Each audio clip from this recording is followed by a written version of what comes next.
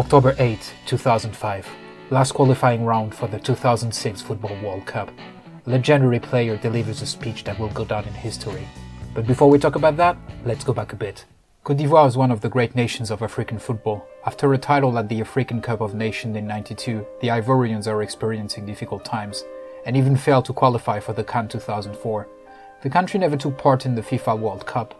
Though results are poor, a new generation is about to burst on the scene, led by a young 25-year-old Abidjan.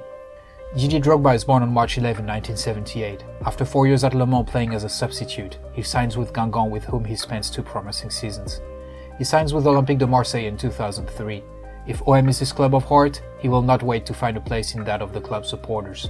He scores 32 goals during his only season with the club, and is tied for top scorer in that year's UEFA Cup.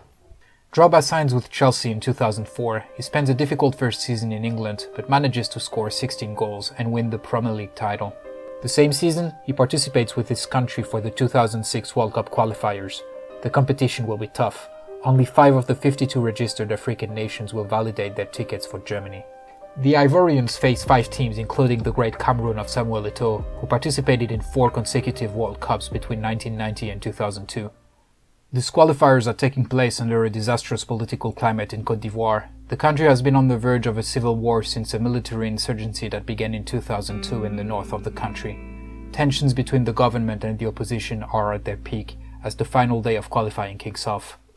The Ivorians achieved a remarkable season, but lost their 2 matches in direct confrontation against Cameroon. The Elephants are 1 point behind their opponents. Drogba's teammates must win and hope for a misstep from the Cameroonians. Côte d'Ivoire faces Sudan, 5th of the group, and Cameroon faces Egypt, 3rd. The Ivorians comfortably lead 3-0, but Cameroon, which leads 1-0, is virtually qualified, 79th minute. The Egyptians equalize with a header from Mohamed Chouki. The Ivorians are mathematically qualified. The Egyptian defense makes a fool in the penalty area in the very end of the game, however. The following penalty kick will decide who, between Cameroon and Côte d'Ivoire, will go to Germany in the summer of 2006.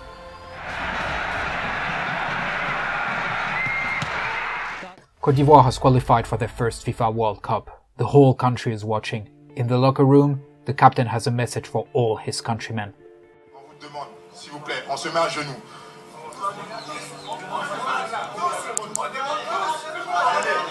Pardonnez. Pardonnez. Pardonnez. S'il vous plaît, déposez tous les armes. Faites les élections, organisez les élections, et tout ira du mieux. On veut s'amuser. Arrêtez vos fusillades. On veut s'amuser. Arrêtez vos fusillades.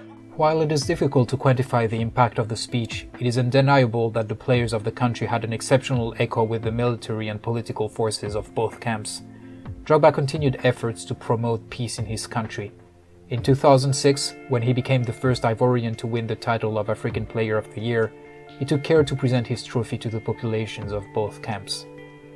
Drogba made his place in Chelsea's history by scoring the equalizer which allowed his team to win their first Champions League in 2012.